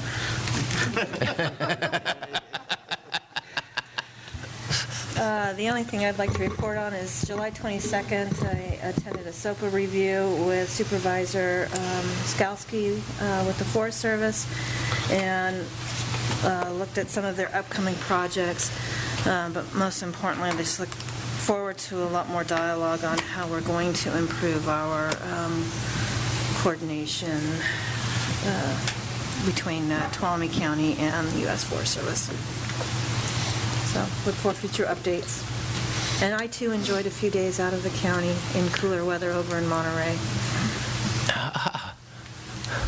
I have no Photoshop pictures. First two reports, Board of Supervisors not in the office out partying or relaxing. 5 Tuesday month, you have to take advantage of it. Amen. County Council. Sure. Well, let's see. On July 22nd, we have a case that was with outside counsel called Young versus County. And on July 22nd, the 5th District Court of Appeals decided the case in favor of the county. It affirmed the trial court's decision dismissing Young's case for failing to state facts that would constitute liability on the county's part. So we're happy that that case has been resolved. Last week, Carlin met with the parties in Golden State in the settlement conference, and that's sort of to be continued. But she spent a lot of time working on the public records request to prepare the administrative record. And then, as the board knows, our office is the attorneys for the grand jury. So we have a new grand jury. I met with the foreman and the pro tem last Friday, and I attended a part of their training in San Andreas yesterday. Okay, thank you very much. Clerk. Nothing to report, thank you. Okay, Mr. Pedro. Yeah, Mr. Chairman, just a couple items. Well, one, just as you know, we're continuing our bargaining with employees and making progress.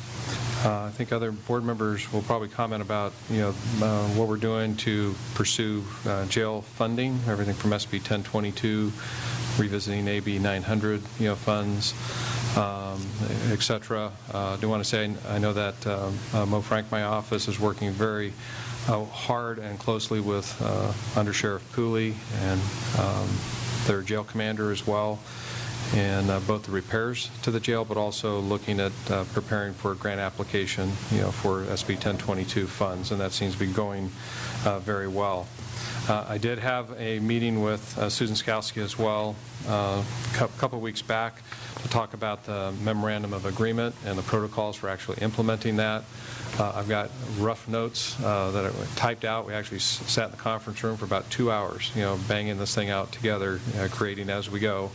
And I'll turn that into something that's readable for folks, review that with Ms. Skowski one more time, and then bring that forward to the Natural Resource Committee for their comments and suggestions for modifications. I did want to mention one thing to the board. And I got away again myself. Saw some sun and a lot of relaxation for about a week. But after that, something's interesting. This is not ready for prime time yet, but the board has been interested in long-term, what are we going to do long-term with our waste stream as far as the disposal of it, and met with, had Ms. Shane, Belinda Barlow for your solid waste manager, Larry Cope, and myself, met with Mike Hart with a different hat on, Sierra Energy Company, and they have a product that they're working on called the Fast Ox Gasifier. And it's interesting, it can take almost every form of waste and turn it into products. The different products are syngas, which is an intermediate fuel used to create hydrogen, electricity, or refined into transportation fuels such as diesel or ethanol. It also puts out metals that are recovered as a recycled liquid metal, which is sold for reuse. And then an inert stone, minerals, glass, and other inorganic materials are melted into non-leaching stone called slag. This is used for cement and other construction materials. And actually, they're working closely with the Department of Defense and developing this technology, and their first installation is going to be at the U.S. Army's Fort Hunter Liggett base in California, and they're working on some others. Again, it's new, it's not ready for prime time yet. But what's really interesting about this, we've looked at incineration, that works, but you need a lot of volume in order just to do pure incineration. But this is neat for two reasons. One is you get these various products out of it, but also this technology is scalable to the amount of waste that you have. And that's still stuff that they're working on to get that so it all works. You find that it's economic to do it. But as this develops and there's opportunities, they've invited us to go visit some of their installations, and that'll be something we'll want to do with the Solid Waste Committee to go visit. And this is one that we, along with other technologies that are coming out now, we probably want to check that one out. So that's actually really exciting. I know you got folks here you want to get to. Just mentioned we're continuing to work on the Armory and its rental. One potential that looks like a good probability to get at least a foothold going there, but also looking at the Armory itself and the condition of the building and things that we may need to do to it in the future. Had a great meeting for the first time. Tom Trott, the new general manager up at Twain Harte Community Service District. Really excited for the district. Sharp, it's going to pay me to say this, sharp young man, but he is. And another. Why is it paying you to say that? I don't know. No, but he's very sharp. He's came out of local schools, worked for San Luis Obispo County for several years, and I think the Twain Harte Community Service District made a great choice in bringing him on. A lot of energy, a lot of ideas. We had a development process review team last week, really starting to wrap up a lot of work that we started 6 years ago. In our next meeting, we're going to be looking at the next group of things that the DPRT, the Development Process Review Team, would like to look at. But it's kind of encouraging to get to that point where we're looking at the next season of things. And other than that, I'll just mention we are working on our ending fund balances and revised revenue projections in preparation for our final budget hearing in early September. There was one other item. Oh, and the website. The progress on that continues. We're still looking to launch that towards the end of this month. It is exciting. It's a whole new look to Tuolumne County government. Do want to make sure that it's as good as we can make it when we launch it, because you only get one chance at a first impression. So that's it. Okay, thank you. Supervisor Royce. Sure. On the 17th of July, I attended the Hospital Civic Advisory Board later that day, held office hours in Miwok up at the community library. On the 20th, I went to the Farm Bureau barbecue fundraiser at Hearst Ranch. The 22nd, attended the Central Sierra Child Support JPA meeting by teleconference. On the 23rd, I met with representatives from the Tuolumne Fire District and talked about some issues. There's a small annexation they're working on.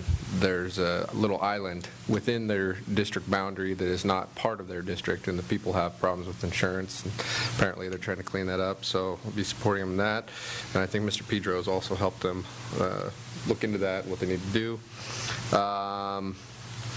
Let's see, I got 4 cavities filled that day. That was horrible. Ouch.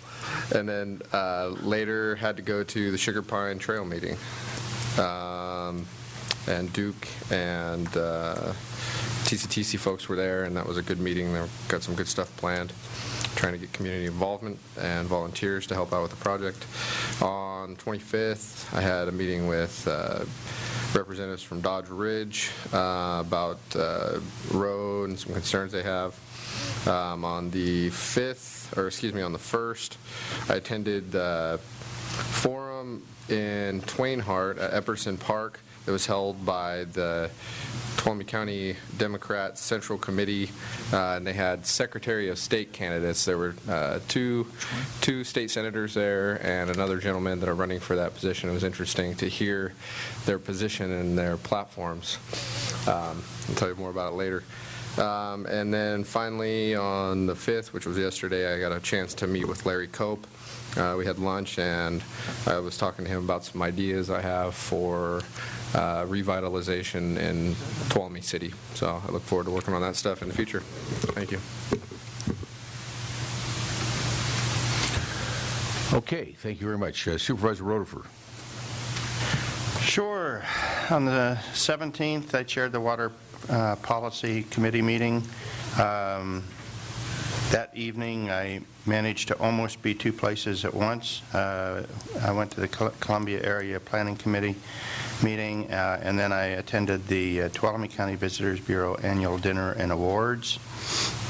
On the 18th, with the chairman, I went to the CSAC class on the art and practice of elected leadership, and after that meeting, he and I and Mr. Pedro and our new undersheriff met with governors and CSAC staff on jail funding prospects and strategies. On the 19th, I met with Larry Cope and discussed development opportunities in the county. On the 24th, I attended the Integrated Regional Water Management Plan meeting, discussing a way ahead for management of current and future projects. On the 29th, I recorded a radio interview for KVML and attended the ATCA Internal Affairs Committee over a teleconference. And then also, along with Chairman Hanvelt, I met with Larry Cope again discussing development opportunities in the county. On the 30th, I attended the TUD special board meeting in the evening where they appointed a new director. On the 1st, I met with a water storage advocate and consultant. That was a very interesting meeting, kind of opened my eyes a little bit on issues associated with water storage and possibilities for funding and all sorts of things that we'll be discussing in the Water Policy Committee meeting in the future. On the 2nd, I attended our farmers market. I highly recommend that experience. It's good to get good healthy food from the source, and it's quite a cultural or a social event as well. On the 3rd, I attended the American Legion fundraising breakfast that they hold on the first Sunday of every month. And then yesterday, I attended the Chamber of Commerce Government Affairs Committee meeting. That concludes my report. Okay, thank you. My turn. Okay, after the last Board of Supervisors meeting, I went and cooked for about 25 guys at a church meeting because I couldn't find someone to do it for me. Shows you what happens. Next morning, I went to the Sunrise Rotary and introduced the new maestro of the Bear Valley Music Festival, and he was quite entertaining, I'd have to say. Later there in the morning, I participated in a leadership a call with the CSAC Institute. We're helping them develop a new leadership seminar, much like one that Supervisor Royce and I attended about a year and a half ago. And then I went to the Motherlode Ranch for the Visitors Bureau dinner. I attended the same class with Supervisor Rutherford. By the way, that was a very, very good class. That one of the best I've ever attended. Very helpful. And I attended the meeting on jail issues that afternoon in Sacramento. Next morning, I met with the Visitors Bureau and Larry Cope talking about promotional ideas for Tuolumne County. And on Saturday the 20th, I did attend the Farm Bureau picnic briefly, and I went to a 60th anniversary party. That's pretty amazing. 60 years. What a blessing that was. And for Supervisor Gray's benefit, I went to a Giants game, and I promoted the Giants, but I'm not very good at that because they lost. It's just bad, I don't know. Monday the 22nd, I spent time with Susan Skalski talking about Forest Service, Stanislaus National Forest, and our relationships. Sounds like lots of people are doing that. I attended the Central Sierra Child Support Services meeting, which was in Bear Valley. Good excuse to go high up in the country and enjoy the cooler weather. Again, I met on the 23rd with the Visitors Bureau and Larry Cope on promoting Tuolumne County, and then I attended the TUD board meeting in the afternoon. On Wednesday the 24th, I attended the Habitat for Humanity Executive Advisory Committee meeting. Habitat for Humanity is doing good things, and hopefully they'll move faster and expand a little bit. But they're doing good things and accomplishing a lot in our county in terms of affordable housing and putting people on the right path. On Thursday morning, I met with Rocky Deal, the district representative for Congressman McClintock. I took a bypass tour, and that was pretty nice because no one else showed up but me. So it was a private tour, as it turns out. Not on my tour. And that's pretty spectacular. That's coming along. The views, I think Ms. Drivdahl said the views from the new High Bridge are spectacular, and they are. I met with Pete Campa on TUD and water issues. The night of the 25th, Thursday night, I attended the Willow Springs Homeowners Association, and I want to thank Bev Shane and Tanya Allen from over there. They wanted to know about road issues in the county and bridges and lots of things, and I think Bev and Tanya did an outstanding job. And then I ran off to Bear Valley Music Festival to support that effort, and it was a wonderful opening weekend, 45th year, just spectacular. On the 29th, I again met with Larry Cope on economic development issues. 30th, I went to the TUD board meeting. On the 31st, I met with county council on a couple of issues. On the 1st, at the request of Ms. Batista, I met with the auditors auditing the county, and then I went back to Bear Valley and spent a wonderful weekend there enjoying music. Our famous CAO joined us for a concert where we listened to and experienced the new Van Cliburn gold medalist. And then I attended the JAC meeting yesterday. So that's the end of my report and the end of reports, I believe. So now we have guests. I'm glad you're here. This is our forest representatives going to come tell us how we're doing on the fire, right? You bet. Good morning. My name is Jerry Snyder. I'm the Forest Public Affairs Officer.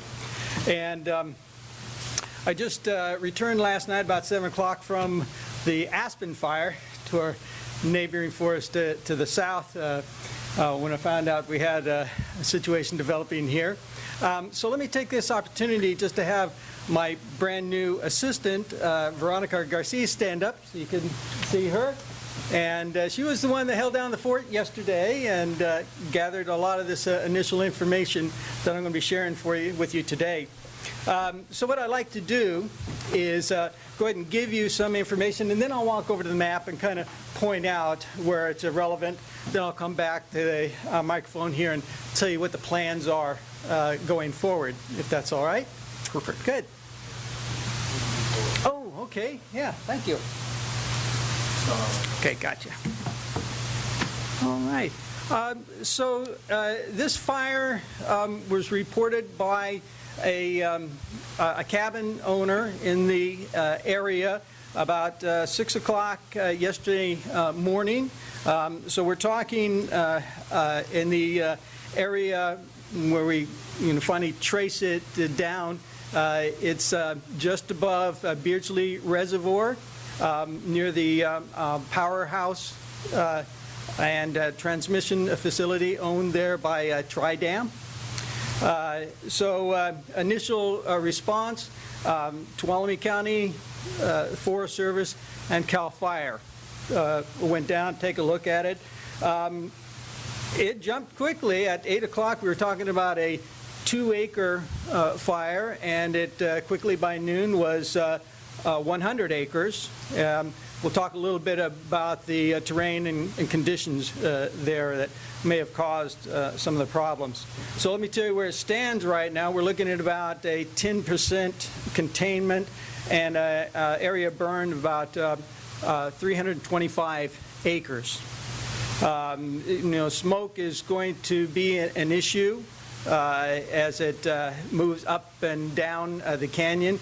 Typically, right now, of course, I'm sure you're aware of the low snowpack that we had this last year, and things are very dry out there. So we have dry conditions, but we've got kind of normal wind pattern for this time of year, nothing extreme, but we, because of the narrowness and the steep terrain there, we have up canyon winds during the daytime that typically are 12 to 18 miles an hour winds going up. And then as the sun goes down, that reverses and we have that flow coming down. And that's why you saw smoke, may have noticed the smoke here in Sonora this morning. That will change and start blowing back up and probably over the ridge into the valley on the other side. So we've got a lot of people that we're going to try to keep informed about the smoke and the air quality. Certainly you're aware, and we'll show you some of the high recreation areas on the forest, and we'll talk a little bit about the type of impacts we might have there and how we're going to try to mitigate those. So it is still spreading, and I'll walk over to the map here, kind of show you where we are right now. And so it is spreading to a northeasterly direction. And I want you to keep in mind that down where the fire started is about 3,800 feet. To the top of that ridge is about 6,000 feet. So you can see it's a very steep draw in there. We're going to talk a little bit about some of the problems that we've encountered because of that.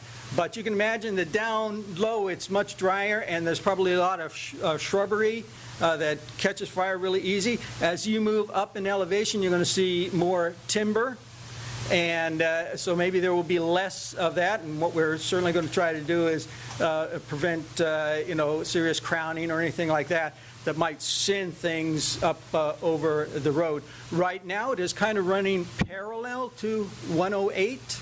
Highway 108, and we have units that are patrolling that area, and they'll be looking for anything that might be spotting. So let me take a little walk over here. I'll show you where we are. Oh, the mic, yes. Okay, good. So I had the fire mapping folks print me up a larger picture that maybe you're a little more familiar from the features. And then I'll talk a little bit more about this fire map. It's a little more difficult for you to see, but I'll try to translate that over here. So you'll see down here is the Pinecrest area, and we have Beardsley Lake, Beardsley Reservoir here. And this, between here at the top end of that, up to the road at 108, that's the over 2,000 foot elevation draw, and the same thing is on this side. There's private, you can see this is privately owned property, and our priority is to make sure it's not crossing over there, that we keep it on the forest side property so we can continue to control it and work it this direction. So here down at Hell's Half Acre is what it's called down here. See this road coming across, and this is where you'll see the power plant, the powerhouse down in this area. The fire initially is burning up this way and now is moving parallel to the highway here. And you can see there's a couple of roads here that they'll probably be trying to use as brakes for this, to keep it going to where they might be able to get ahead of it on that stage. Right now, if we're looking at what resources might be at risk, let me grab this real quick here. There are, of course, the power facilities and the transmission lines that are going up here. A ways away, we have forest cabins, tract homes, cabin homes that are up in here. We have a little piece of private land here at Leland Meadows. These tract cabins are called the Bumblebee area. So we're certainly concerned about those. And then additionally, there are some campgrounds. See Cascade up here. I think we're really pretty safe down here in the Pinecrest area, but we'll talk about some impacts that will be felt there in just a little bit here. But the fire is moving up that way. We'll see how things go, but when I take a look at this map over here, you can see where the fire edge is, and that is moving up slow. It looks like they've done a pretty good job of catching it down here at the bottom, preventing it from moving down further this way. So that's the direction the fire is going to be burning. Now remember, during the daytime you have that wind going up. At night it blows back down. So conceivably, if there are hot spots here, we could see some fire moving down the canyon. And still, this is very steep all the way down into Beardsley. In Beardsley itself, there's a lot of construction going on there with Tridam and the Forest Service building new facilities here in recreation facilities here in the next to the lake, and a new campground up here. We don't think any of that's going to be impacted too much. Again, what you're going to see is probably the biggest impact for folks is going to be the smoke as it comes and goes.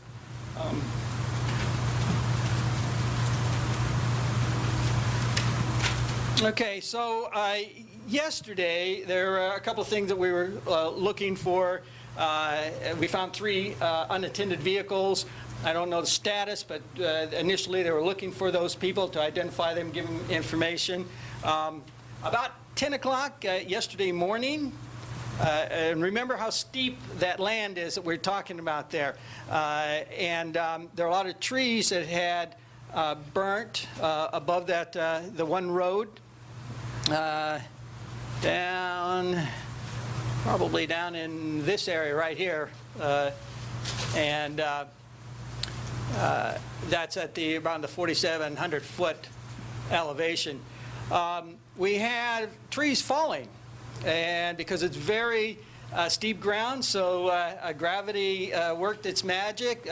Some of the interior, some of the trees were burnt out if they were compromised previously, and it seemed to be a lot of the oaks. They're heavier, they tend to rot, some on the inside. One of those trees fell across a CAL FIRE engine, No one was hurt. No one was in the engine at the time. They were, in fact, at that time, pulling and laying a hose along that road down there. And so when the tree fell all on its own, we weren't cutting any trees or anything of that sort, it laid across the cab of the engine and did significant damage. This was a tree about 40 inches in diameter. It was a big oak tree. So when they took a look at it, they could see it had rotted part on the inside, which usually allows for fire can get in there to do some additional serious damage. Then through the night, firefighters were reporting hearing trees dropping quite significantly more than they're used to. So a dozen or so trees that they would hear through the night. It just comes crashing down. Now, because of the steep terrain there, you can imagine when these things fall and they're moving for a while. And so that's a real risk to our firefighters that we're looking to mitigate.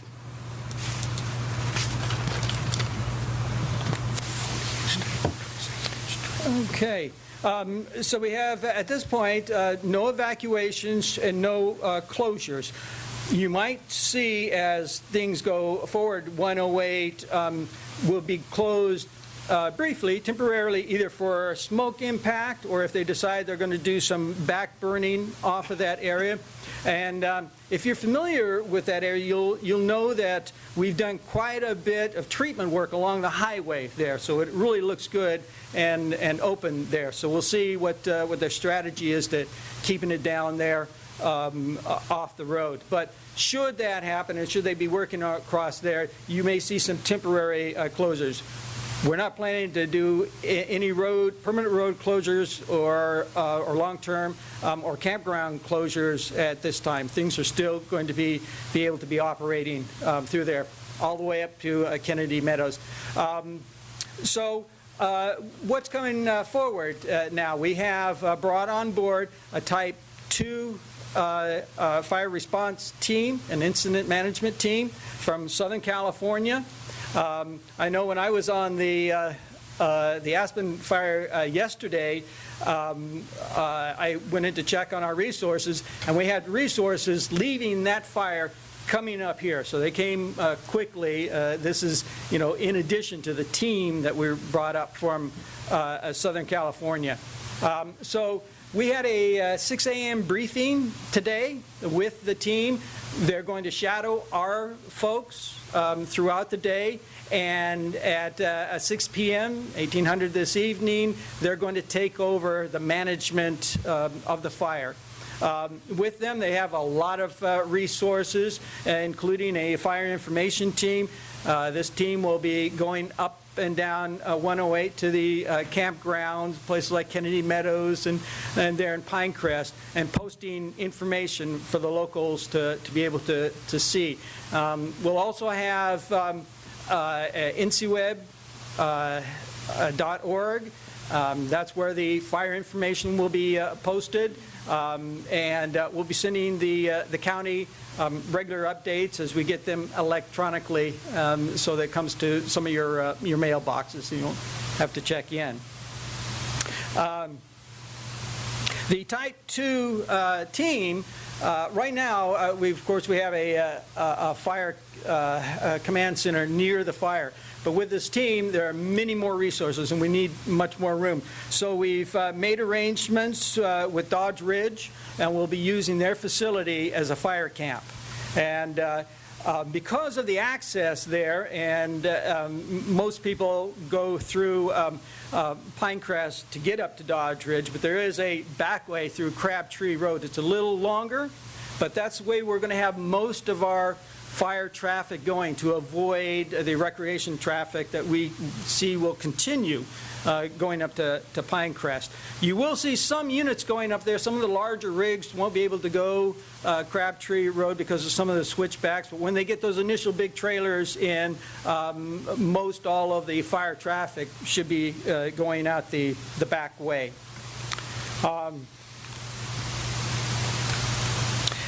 And just wanted to mention injuries. Like I said, there wasn't any problem, and nobody was near the engine that was damaged. We've had a couple of minor injuries, a dislocated shoulder, and I'm not familiar with what the other injuries, but there have been 2 on the fire so far. And I would imagine that traversing that very steep ground is pretty hazardous for our firefighters, and so we're going to keep our medical team looking for their interest. We do have a safety investigator coming to take a look at that fire engine damage in the tree. We don't think that there is anything more than natural cause for that. We weren't cutting down the tree or anything like that, and people weren't in that area where the tree came down at the time. The other investigation that we have going on is for the cause of the fire. That is ongoing, and we have a Forest Service law enforcement investigator that is taking on that charge. With that, I'd be happy to try to answer any questions you might have. Questions? What kind of assets you got on this thing? Say that again? What kind of assets are you applying this? I mean, you got engines up there, but I understand you're using a lot of air attack. Yes, we do, and we've had some from the area. And you might see the large DC-10 that can drop 11,000 gallons of retardant come through here. That's a thing that they're looking for. And let me tell you, there's been some that say, gee, maybe that's a little excessive. But I've watched some great success down there in the Sierra on the Aspen fire. It is so much more effective than having a bunch of smaller planes dropping, 200 to 500, gallons of this material and having to keep going back. A DC-10 is very large, drops and takes a good swath. The problem that we have in there is that's very steep ground, makes it much more difficult to do that kind of a drop in there. There were some areas on the Aspen fire that were very steep, and I watched them with great precision to be able to drop that in there. So we'll see where we're going there. But yes, right now we do have a lot of assets and more on the way. Again, I mentioned that some came from the Aspen fire because they're winding down there. They're probably about 80% containment. We're in a bit of a competition with other fires for resources. There was another fire that started down the Cleveland National Forest, Lake Elsinore area. But the fact that we got their team from down there to come up, and we're getting some of the other resources that are peeling off of Aspen, I think we're going to be looking pretty good. Probably too early, but any sense of when we will have this thing surrounded? That is a difficult call, and no, we don't have a containment figure. Hopefully, if we can, make some good progress through today, maybe tomorrow morning they might have an estimate down the road. I'd be happy to report that to you, but right now it's just a little too early. Okay. Any more questions? Jerry, thank you very much. We really appreciate you coming here and giving us an up-to-date briefing. And I don't want to say we look forward to more, but we do look forward to more till this thing's done. Very happy. I'd be happy to come back and talk to you anytime, but otherwise we're planning on sending regular update information. That's fine. Okay? You're working with Tracy, I'm sure. Yes. Thank you very much. Thank you. Okay, with that... Mr. Chair, yes. We had Ms. Hilmar and perhaps Ms. Amos that wanted to talk a little bit about the smoke. Oh, okay, good. I experienced it this morning. I think we all did, Randy. Someone was smoking a cigar in my house. Groveland was fine today this morning. Yes, it was. And it was nice up where I live, too. Vicki Helmar, Air Pollution Control Officer. I just want to give a little bit more detail on the smoke impacts that we are experiencing here. As Jerry said, we are experiencing in the morning time, in early morning, that comes down the drainage is impacting a lot of, especially the northeast western part of the county. all the way down to Keystone. We've had some reports of some heavy smoke down that way, and then all up and down what we would call the 108 corridor. We have a monitor up at the our Columbia office, and we took some readings this morning.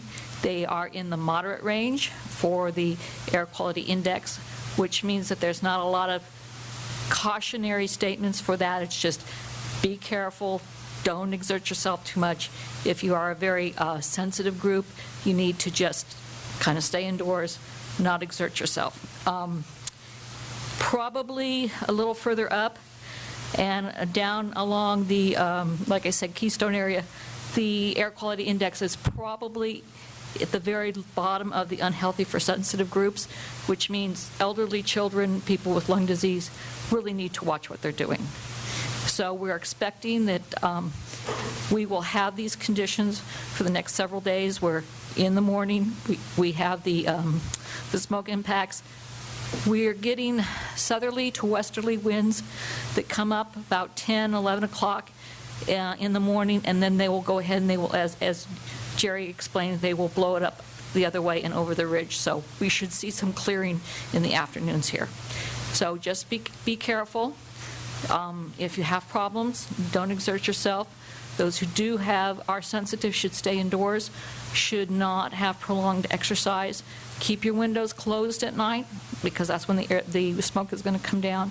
And we will be working with the County Health Department to put out an advisory, and I think Kathy's going to talk a little bit more about that.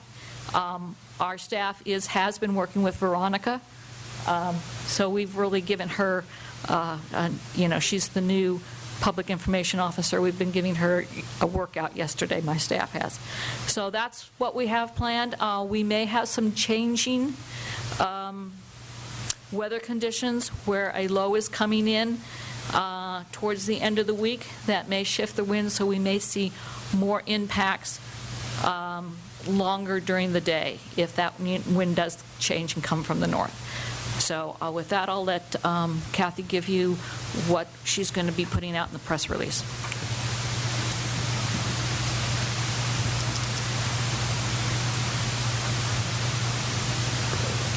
Yes, it's still morning. Good morning. Kathy Amos, Tuolumne County Public Health Nursing Director. Most of you usually see Dr. Todd Stolp here today. Luckily, for this time event, he's going to be very unhappy with us, but he is on a much-needed vacation, and he's out of state. So we are under...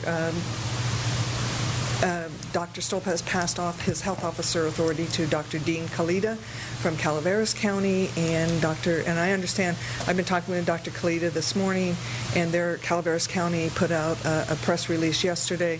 We're going to, with Dr. Dean Kalita putting out a press release, we're going to be getting that out this afternoon for Tuolumne County for a health advisory for those who have other health issues and are more at risk for smoke, problems with the smoke, which are those who have cardiac problems, pulmonary problems, the very young, the very old, asthma problems, these kinds of things. So Vicki already kind of mentioned about this is nothing new for Tuolumne County. We deal with smoke from every summer with all these issues, and we just recommend that anyone who has health conditions to limit their activities, drink plenty of fluids, stay indoors, and consult their physicians if they're having any problems, report to make sure they take their medications as appropriate, and kind of monitor their status, and again, report to their physicians if they're having any problems. One of the other things that people can do is that's also very healthy on a lot of other aspects is to drink plenty of fluids, and that helps the body flush out a lot of the toxins and things like that. So basically, I'm here to answer any questions, health-related questions that you all might have, and to be available for you if there's anything we can do. Any questions? Thank you. Thank you. My pleasure. Law enforcement have anything to add? Okay. Any more? Well, just a brief comment on the nature of this event and where it's located as far as like the county's role. We're primarily in support of a U.S. Forest Service fire operation. It's very typical. We have our law enforcement folks involved. You can hear the communication already going on the air pollution, smoke kinds of things, public health. And compliments, Susan Scousey herself made contact with the chairman directly and with three times.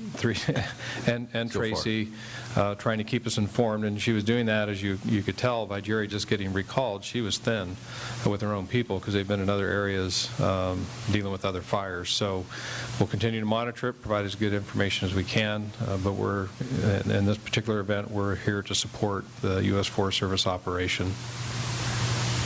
Okay, very good. Thank you. Really appreciate the Forest Service and Vicki and her team being here. We'll move to item 19, please.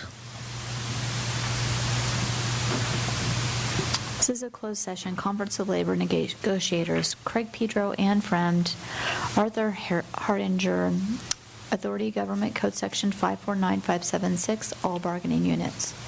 Do we expect a report out on this? We do not. Okay. We'll go to closed session and then return later. Thank you.